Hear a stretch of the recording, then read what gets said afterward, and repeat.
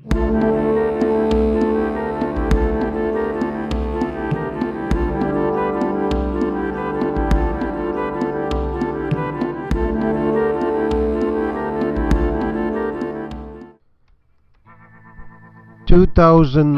CLS-Class is completely redesigned and it enters its third generation. If you look from the front, you can see that it has totally different front, different headlights, different bumper, different everything. That's the front of the previous 2018 CLS-Class, so you can see the difference. If you compare them side by side, you can see the drastic difference between two.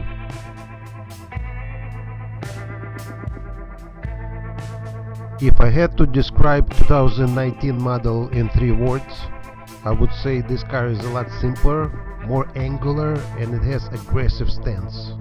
If I had to describe 2018 model year in 3 words, I would say this car is curvy, aerodynamic, and it's more elegant. This is a side-by-side side view.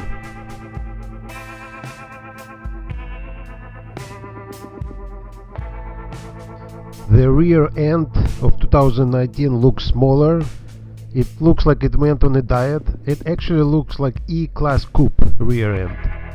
The rear end of 2018 actually looked bigger and more stockier.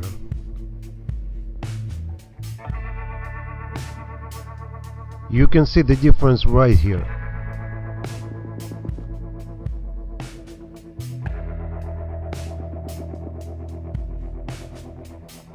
Here is a slow morphing from 2018 model into 2019.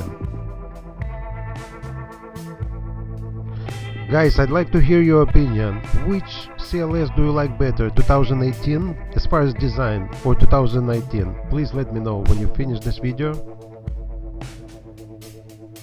But meanwhile, let me give you a little bit of history.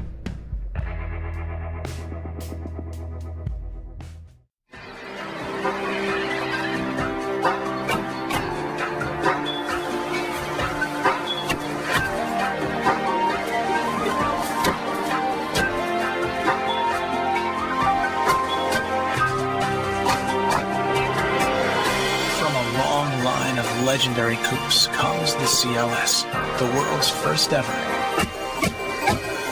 4-door coupe. 4-door coupe, and immediately it stirred a lot of controversy. How can a coupe has 4 doors? Because coupe's supposed to have only 2. So some people love it, some people hate it, but it is what it is. In January 2005, first CLS 500 released in USA, but even bigger issue was with the efficiency of the car. This car had 5-liter monster V8 but produced only 302 horsepower. So what kind of efficiency is that? It's non-existent, zero. So some dealers contacted factory and they said, hey guys, at this price range this pony needs more power. In response, Mercedes contacted their high-performance arm, AMG. Hey AMG, can you supercharge this damn thing? Supercharge.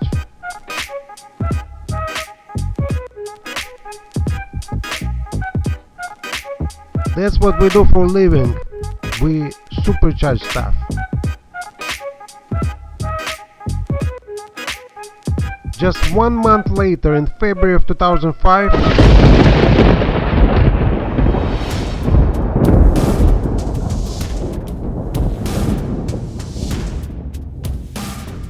much better and improved model CLS-55 came out.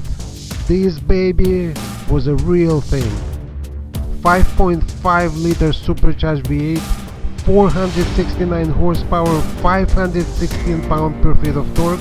It went from 0 to 60 in 4.5 seconds. At that time, Rob Report and some other magazines named CLS-55 2006 Car of the Year. This particular article was written by Paul Dean on February 1st, 2005. 5.5-liter V8 that has been supercharged to produce 469 horsepower and monstrous 516 feet-pounds of torque.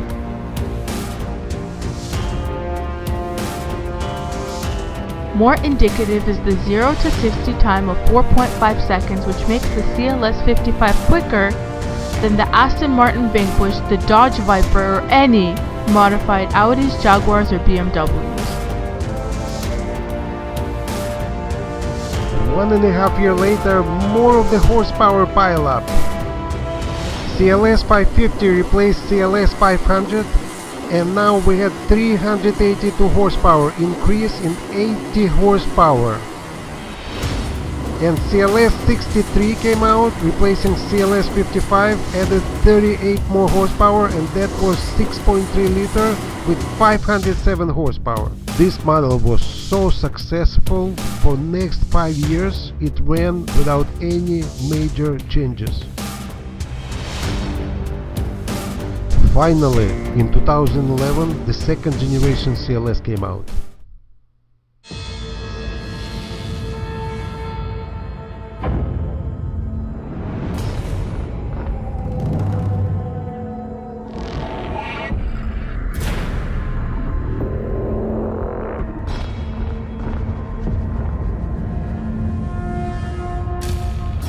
Modeled on nature.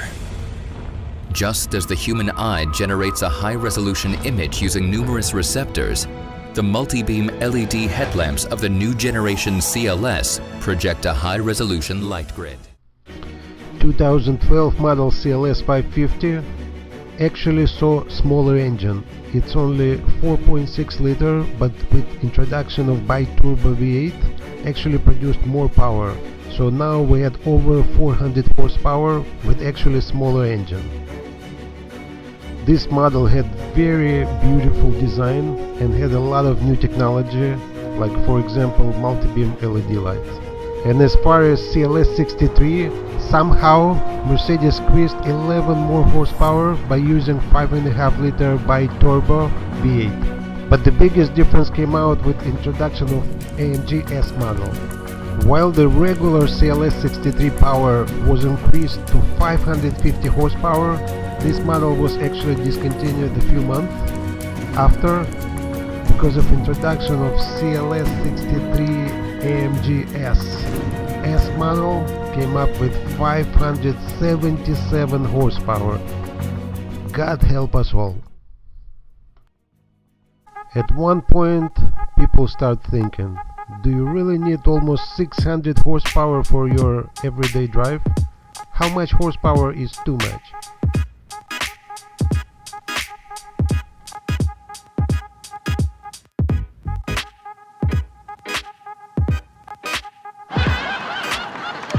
Then we have new CLS 400. CLS 400 4-door coupe, 3-liter V6 engine, bi-turbo 329 horsepower, torque of 354 pounds per feet. This model was downgraded in power, wasn't very popular, and was discontinued after a few years. The era of the second generation CLS is coming to a close. Okay, let's go back to the present and take a look at the new generation. Let's take a look at what's the whole controversy about 4-door coupe.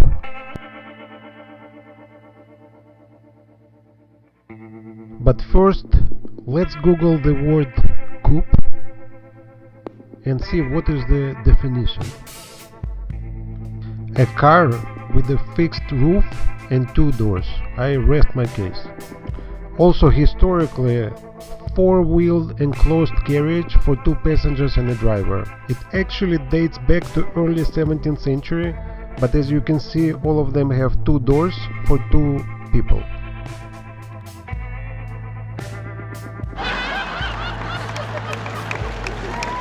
Now let's take a look at the design of a CLS. Is it a coupe or it's a sedan?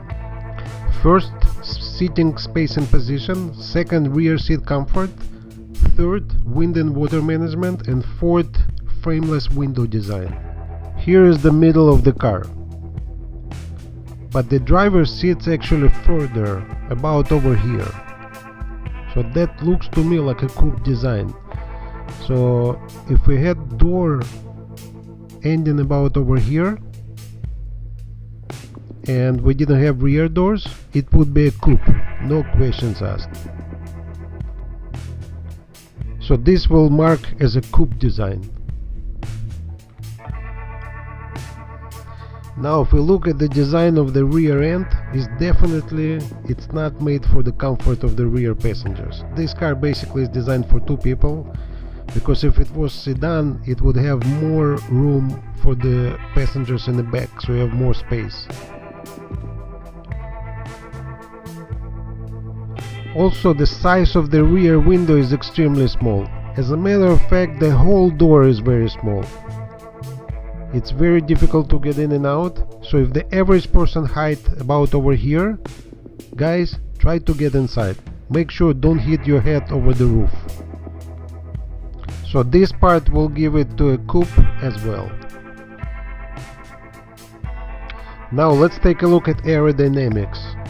You see, this design is not for comfort, but it's for performance. So the wind flows very low and it holds your rear end glued to the ground. While in sedan you would need more space, so you wouldn't have the same aerodynamics as in the coupe design. So that's also designed as a coupe. All sedans always have frames for the window. For the rear door as well for the front door, you have a frame. This particular car does not have a frame, so if you lower the window, there is nothing in it, only the door. It's called frameless design. That's only designed as a coupe. So we'll give it to a coupe as well. So personally, I don't see any controversy. Definitely it's a coupe.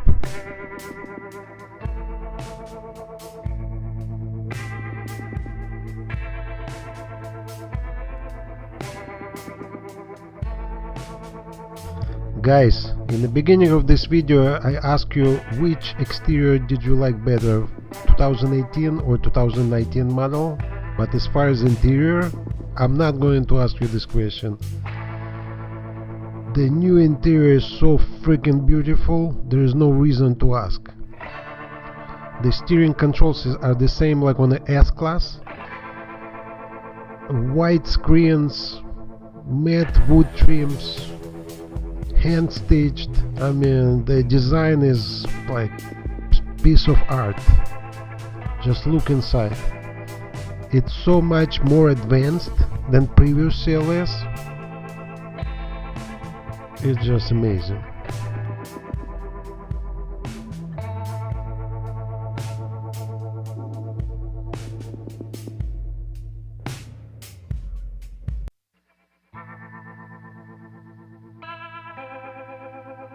By the way, for the first time ever, the new 2019 CLS will have 5 seats. So you can put 3 people in the back, but there is no much room. Another very exciting news is the new M256 engine, inline 6. Don't mistake with V6. After 20 some years, Mercedes is coming back with inline 6 engine, and I'm very happy. I love straight 6 engines. So which engine is better, V6 or straight 6? Let's take a look. Which one is simple and reliable with no cylinder offset design? Which one needs less parts? For example, only 2 camshafts, not 4. Which engine is more balanced and revving is more silky steady? And which one is more compact and stiffer and more versatile? As you can see, i6 holds first 3, but V6 is smaller and stiffer. The thing is, engineers are split 50-50 on which is better, but personally I like i6 because it's very easy to access, very easy to work on. For example, this one, you can see cylinder first and 6 works in unison. Also cylinder 2 and 5 work together, and 3 and 4. Very simple design. This will last forever. I love straight 6. Guys, don't forget to leave comments on which design do you like better, 2018 or 2019.